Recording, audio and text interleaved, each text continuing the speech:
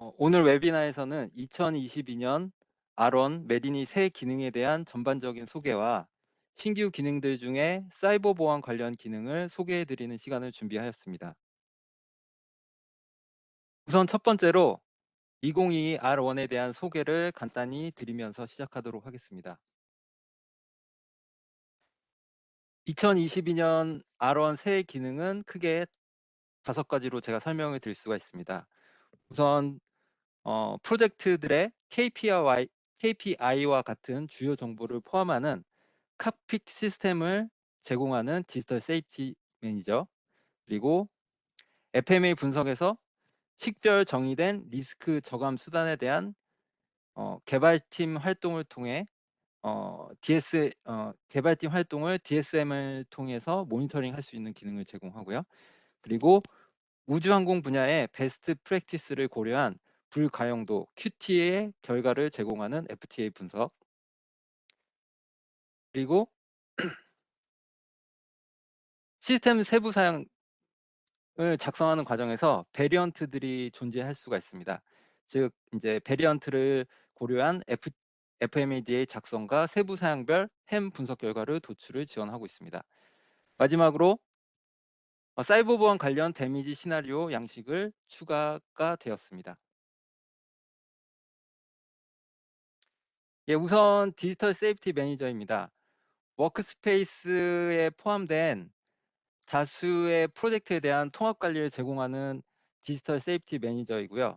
프로젝트의 마일스톤, 그리고 개발팀원들의 R&I 등의 정보를 담을 수가 있습니다. 2022 R1에서는 일정표를 스케줄발 차트를 이용해서 도식화할 수가 있고요. 프로젝트 진행 과정에서 변경된 정보의 변경 이력을 확인하실 수가 있습니다. 추가적으로 밸리데이션 룰이 이 DSM 관점에서 추가가 되었는데요. 그래서 전체적인 프로젝트에서 프로젝트 구성 과정에서 누락된 정보가 없는지를 추가적으로 검증하실 수도 있습니다. 그리고 DSM은 전체 프로젝트의 요약 정보를 대시보드 형식으로 보시는 바와 같이 나열할 수가 있고 모니터링을 지원을 하고 있습니다. 현재는 워크스페이스 로컬 프로젝트를 대상으로만 이제 정보가 대시보드에 표현이 될 수가 있지만 향후 어, 앞으로 이제 확장될 계획으로 DSM 기능이 추가가 되고 있습니다. FTA 분석에서는 불가용도 QT 계산 결과를 평균과 워스트 케이스를 구분하여 제공하고 있습니다. 이런 결과는 항공기 기능 안전 분석에서 유용하게 활용될 수가 있습니다. 그리고 FTA 관련된 추가 기능으로 참 거짓으로 구성된 불리언 이벤트가 새롭게 제공됩니다. 개발 제품의 형상이나 세부 사양으로 FTA 전개 과정에서 특정 노드 이하의 불리언 이벤트로 FTA를 간소화할 수가 있습니다. FTA 하위 가지에 대한 활성화, 비활성화 기능이 추가되었다고 보실 수 있습니다. 그리고 이어서 베리언트를 고려한 FMADA 분석입니다. 하나의 FMADA 워크시트에서 다양한 형상 베리언트를 고려한 햄 분석을 지원합니다. 기본적인 A 플랫폼에서 버전 1, 버전 2 이런 식으로 PCB를 구성하고 있는 전반적인 소자들의 구조는 비슷한데 사양에 따라서 특정 소자가 빠지거나 추가되거나 아니면은 더 좋은 제품으로 이제 교체되는 그런 베리언트들이 발생할 수가 있는데 이런 이제 제품 개발에서 컴포넌트에 대한 다양한 베리에이션을 그 각 베리에이션별로 고장 모드, 안전 메커니즘을 구분해서 설계에 반영하실 수가 있습니다. 이 경우 작은 베리언트를 하나의 FMED 워크시트에 예전에는 구성하는 것이 좀 어려움이 있었으나 이제 앞으로는 하나의 워크시트에서 담을 수 있게 되었습니다. 예를 들면은 보시는 것처럼 FMED 워크시트에서 베리언트 목록들을 FMED 워크시트 컬럼을 추가해서 구성하실 수가 있고요. 그렇게 추가된 베리언트에 대해서 특정 고장 모드가 버전 1번 아니면 버전 2번에 해당되는지 이런 것들을 식별하실 수가 있고 각각의 고장률을 구분해서 안전 관련 여부를 구분해서 식별을 하실 수가 있습니다. 요렇게 분석을 하시게 되면은 FMEA 분석 결과로 인제 햄 분석 결과를 SPFM, LFM 결과를 인제 식별하실 수가 있는데, 보시는 바와 같이 베리언트별로 SPFM, LFM 값을 구분해서 식별을 하실 수가 있습니다. 다음으로 이제 사이버 보안 추가 기능입니다. 202 R1에서는 기존에 작년에도 사이버 보안 관련된 기능이 있긴 했지만 데미지 시나리오가 별도의 양식으로 구분되어 있지는 않았습니다. 202 R1에서는 데미지 시나리오가 별도의 양식으로 구분이 되었고요. 그리고 이를 통해서 기능 안전에서 해저드 리스트로 해저드를 구분하고 식별했던 방식과 동일한 방식으로 데미지 시나리오를 식별하고 관리할 수 있게 되었습니다. 보시는 그림과 같이 데미지 시나리오를 정의하고 이에 대한 영향 분석, 그리고 관련 스레 시나리오를 전개할 수가 있기 때문에 이펙트 코즈 연결해서 해저드 관련 데미지 시나리오, 그리고 데미지 시나리오 관련 스레 시나리오 순서로 관계를 시각화할 수 있습니다. 작년 하반기에 제정된 ISO 22434 표준을 준수할 수 있는 메디니를 다음 설명에서 제가 설명을 자세히 드리도록 하겠습니다. 예. 그리고 어 다음으로 인제 메디니는 시스엠의 버전 2를 2022 R1부터 지원을 하기 시작했습니다. 시스엠의 버전 2는 아직 인제 표준이 완성이 덜 된 상태고 현재 진행 중이기 때문에 표준 내용 중에 일정 부분 안정화된 내용을 우선적으로 메디니에 이번에 담았습니다. 예를 들면 스트럭처 모델링이 반영이 되었고요. 메디니에서 기존 시스엠의 버전 1로 제공되던 내용과 호환성을 유지하고 있습니다. 따라서 어 앞으로 시스템의 표준이 완성되는 과정에 맞춰서 메디니도 시스템의 버전 2를 관련 기능을 추가할 예정입니다. 예, 다음으로 인제 기타 마이너한 기능 개선들인데요. 첫 번째로 시스템의 선택 개선입니다.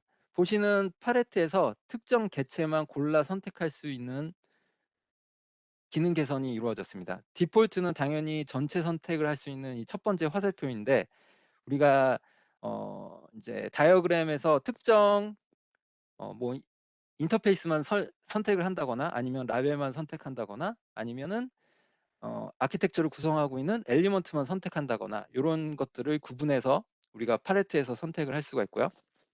두 번째는 태깅입니다. 모든 설계 정보는 설계 정보 속성창에서 태그를 지정을 하실 수가 있습니다. 요렇게 지정된 태그들은 전체 프로젝트에서 동일한 이름으로 태깅에 활용이 될 수 있다는 점이 있고요.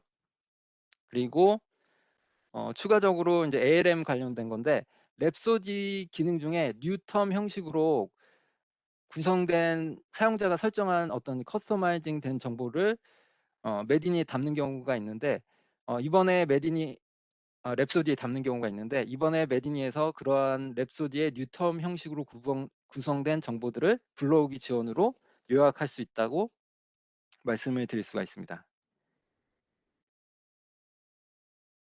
예.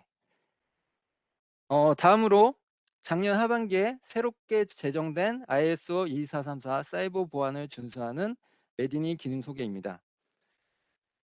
우선 사이버 보안 관련 전반적인 개요를 먼저 설명을 드릴 예정이고요. 사이버 보안 주요 활동을 아이템 정의, 아셋 정의, 그리고 데미지 시나리오, 스레 시나리오 순서로 진행하면서 인제 리스크 평가까지 제가 설명을 드릴 거고요. 마지막으로 사이버 보안과 안전과의 연결고리에 대한 설명을 끝으로 오늘 설명을 마무리하도록 하겠습니다. 예, 우선 사이버 보안 관련된 태스크 리스트입니다. 보시는 그림과 같이 자동차 기능 안전과 같은 방식으로 메디니 프로젝트에서 작업하실 태스크의 목록을 정의하실 수가 있고요. 태스크별로 관련 산출물, 완료 진행 여부를 체크하실 수가 있습니다. 개발팀 특성에 맞춰서 물론 커스터마이징을 적용을 하실 수도 있겠습니다. 다음으로 제가 오늘 설명드릴 프로젝트 예시에 대한 그 프로젝트 산출물의 구조입니다.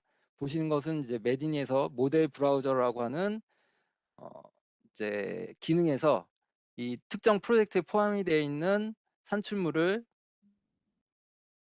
제품의 라이프 사이클에 맞춰서 구분해 놓은 이제 이미지라고 보시면 되겠습니다. 오늘 제가 설명드릴 아이템은 ESL이라고 해서 전자식 조향 잠금 장치 관련된 시스템입니다. 우선 첫 번째로 아이템 모델 작성, 아셋 정의, 사이버 보안 속성 식별에 대해서 먼저 설명을 드릴 거고요. 이렇게 식별된 아셋에 대한 데미지 시나리오를 식별하고 식별한 데미지 시나리오에 대한 임팩트를 평가를 합니다. 그리고 메디니에서는 데미지 시나리오를 구성하며 자동으로 이제 스트레스 시나리오가 생성되도록 구성되어 있습니다. 이 부분은 제가 이따 설명을 드릴 거고요. 이어서 스트레스 시나리오를 어택 트리로 구체화하는 과정이 진행이 될 거고, 이 과정에서 어택 트리 또는 기능 안전 컨셉 분석과 유사한 어택 트리 평가에 따른 어택 패스, 그러니까 어택 트리랑 어택 패스 이 두 가지에 대한 피지빌리티 평가를 수행합니다. 마지막으로 데미지 시나리오에 대한 임팩트 분석과 어택 피지빌리티 평가 경과를 바탕으로 리스크를 결정하고, 이에 따라 리스크 처리에 대한 결정을 수행합니다.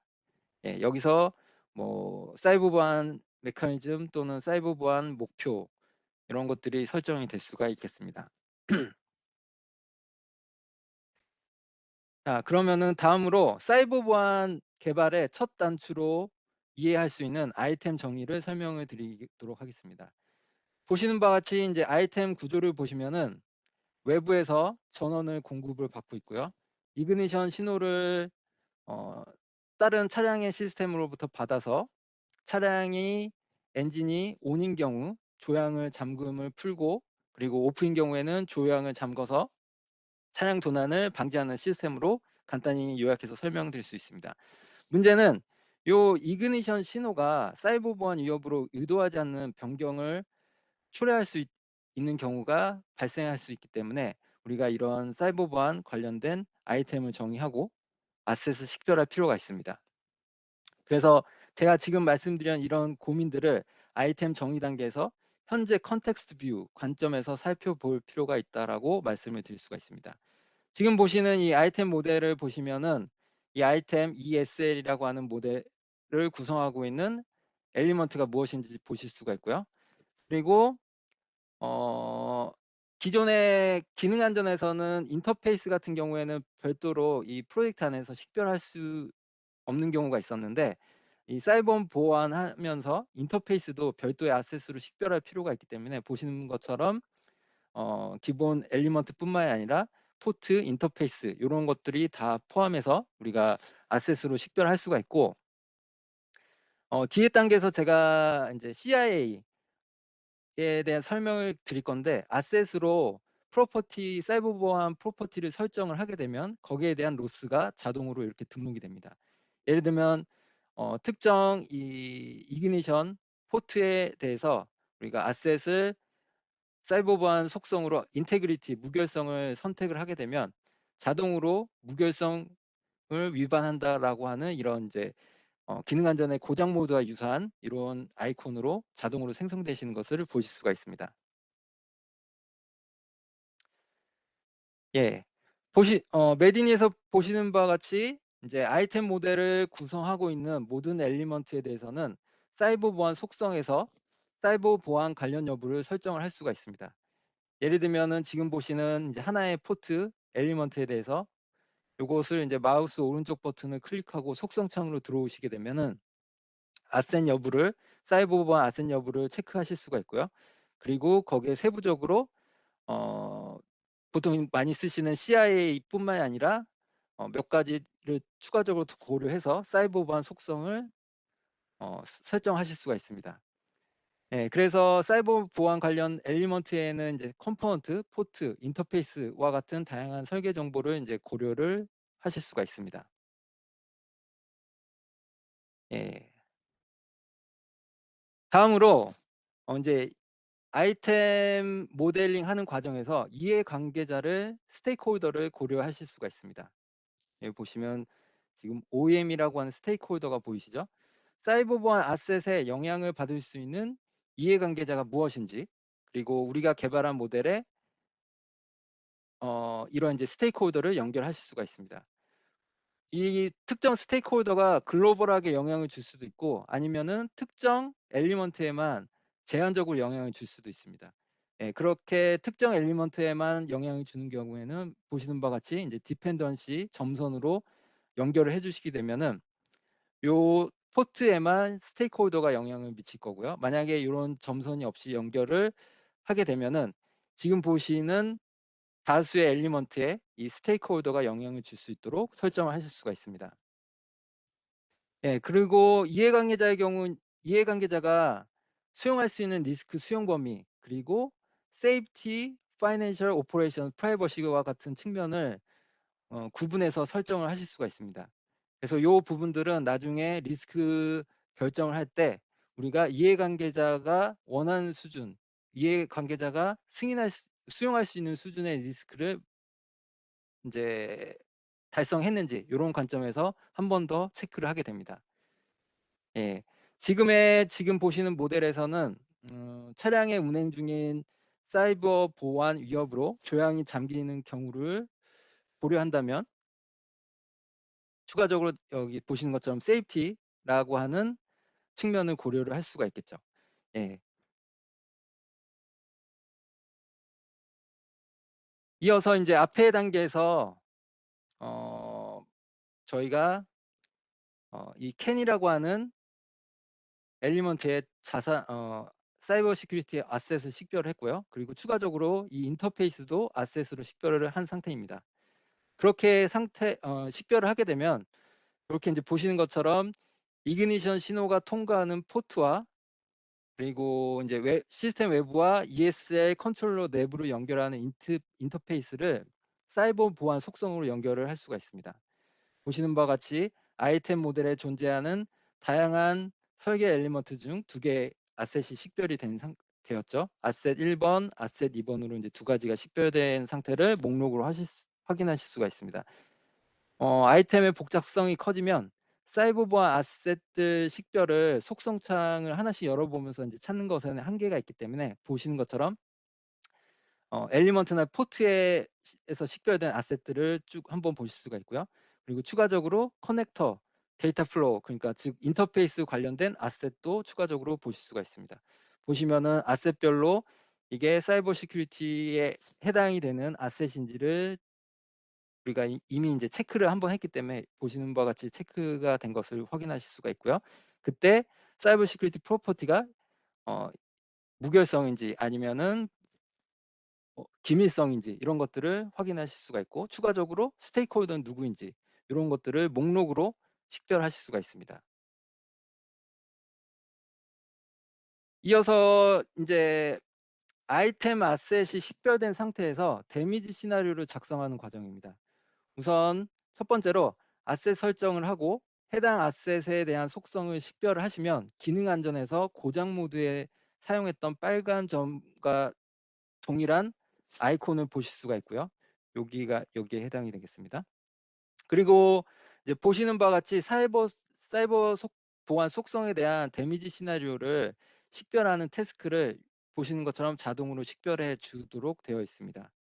그러면 이제 엔지니어 분들이 이 태스크 목록을 보시면서 우리가 이런 항목들을 식별했구나. 그래서 데미지 시나리오를 도출할지 말지를 이런 체크리스트를 하나씩 체크해 가시면서 검토하실 수 있도록 구성이 되어 있습니다. 그래서 특정 아셋 그리고 그것의 사이버 보안 속성이 망가짐에 따른 데미지 시나리오를 어떻게 구성할지 이 부분들은 이 두 번째 단계에서 데미지 시나리오 콜렉션 부분에서 데미지 시나리오를 추가적으로 작성을 하실 수가 있습니다. 지금까지 작성에서는 이제 아이템을 모델에서 모델을 통해서 아이템을 작성하고 그 모델에 포함된 아셋을 이제 마우스 클릭으로 설정을 쭉 해 오셨는데, 그 과정까지 오셨다고 하면 이 첫 번째 단계는 자동으로 진행이 될 거고요.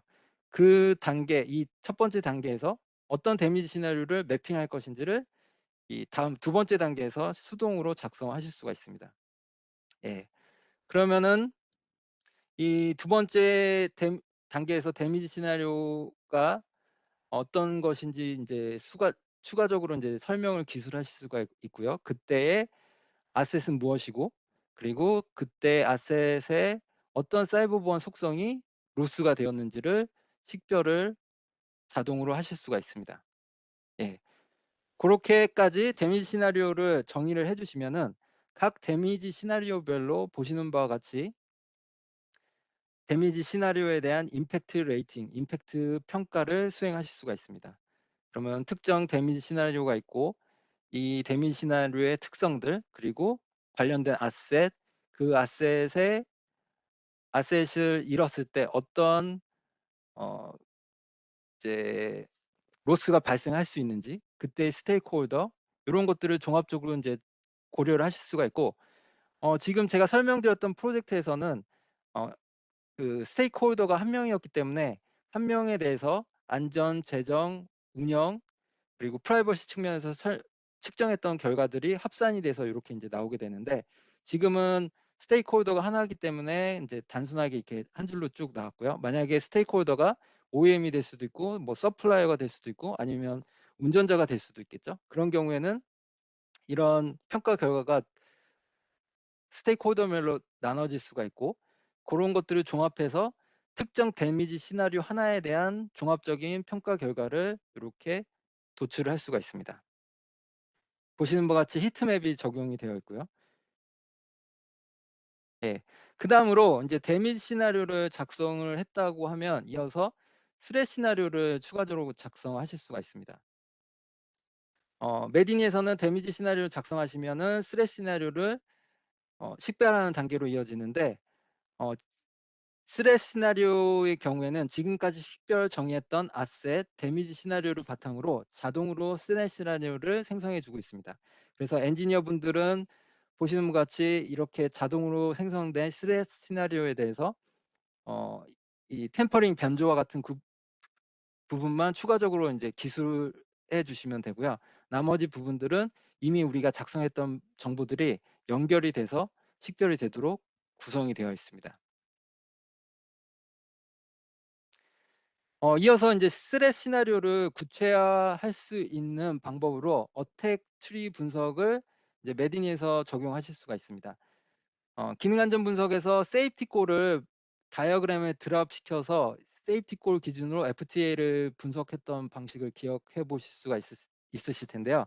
그것과 인제 유사한 방식으로 최상위 이벤트를 스레 시나리오 기반으로 만들 수가 있고, 이 스레 시나리오 기반으로 어택 트리를 전개하실 수가 있습니다. 예. 그래서 예를 들면 캔 신호 변조가 발생할 수 있는 경우의 수를 전개하는 과정에서 어 이제 우선 캠퍼스에 누군가 접근을 시도하는 경우가 있어야 될 거고요. 그리고 캔 신호를 엔진 오프로 변조하는 이벤트를 어 고려를 할 수가 있습니다. 이 두 가지, 누군가 캠퍼스에 접근을 하고 그리고 정보를 변조하는 이 두 가지가 동시에 발생했을 때 엔드 게이트로 묶여 있죠. 예, 이런 경우에 우리가 아까 전 장에서 설명드렸던 스레 시나리오가 발현이 될 수 있다는 내용이고요. 그리고 누군가 만약에 캠퍼스에 접근하는 이벤트를 유발하는 경우라고 하면은, 그 경우는 OBD2 단자 또는 인제 멀티미디어 유닛, 요 두 가지 경로를 통해서 오화 게이트로 연결이 되겠죠. 예, 둘 중에 하나라도 위협을 받는다고 하면은 상위 이벤트에 영향을 줄 수 있기 때문에 오화 게이트로 연결할 수가 있고요. 그리고 인제 멀티미디어 같은 경우에는 뭐 차량의 와이파이, 블루투스, 휴대폰, 뭐 여러 가지 방식으로 상위 이벤트에 영향을 줄 수가 있습니다. 그래서 마찬가지로 오화 게이트로 연결이 될 수가 있습니다.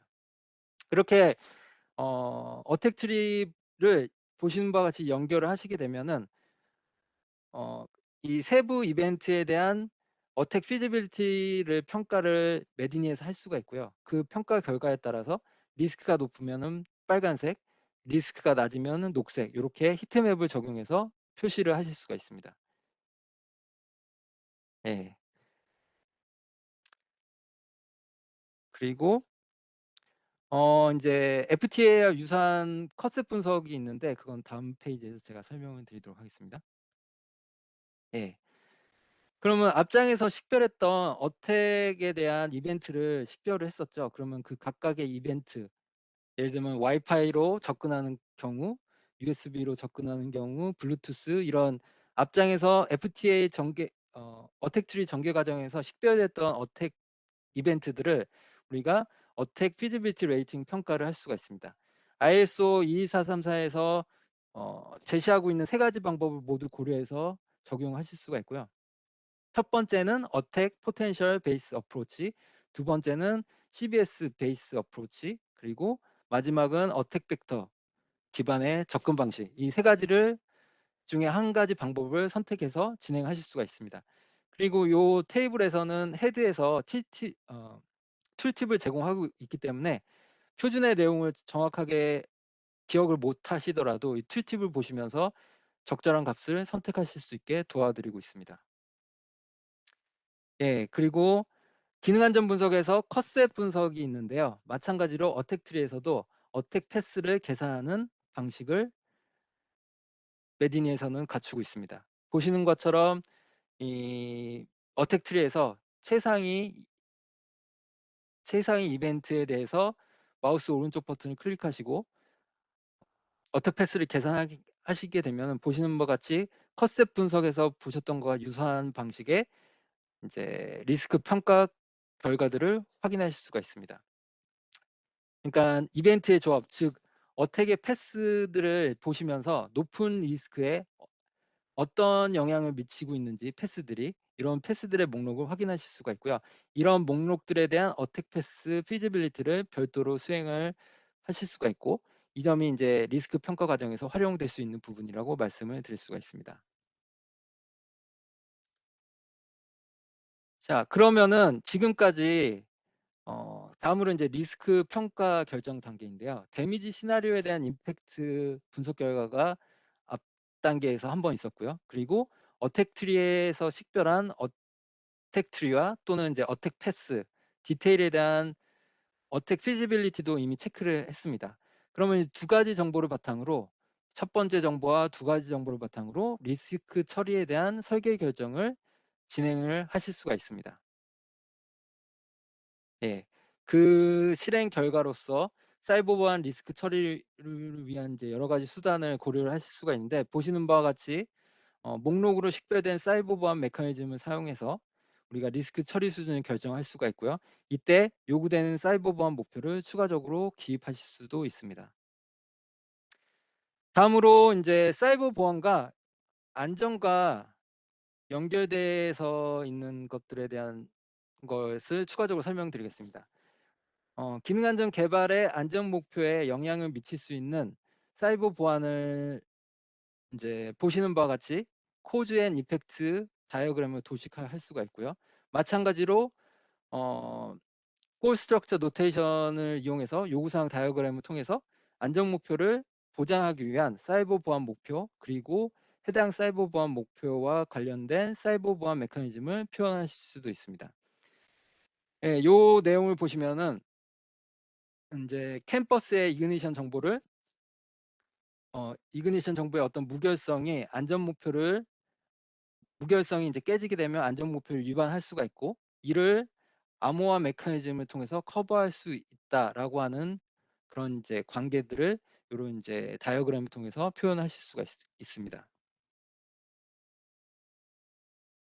예, 그리고 이제 사이버 보안과 그리고 기능 안전 개발과 같은 프로젝트에서 이것들을 이제 동시에 개발하는 경우 하나의 엘리먼트의 특정 고장 모드에 대해서 하나의 설계 정보 안에서 중복 없이 기능 안전 기준으로 안전 설계에 담을 수도 있고 그리고 사이버 보안 기준으로 사이버 보안 설계에 담을 수 있다는 그런 이제 특징을 메디니를 통해서 적용을 하실 수가 있습니다. 예.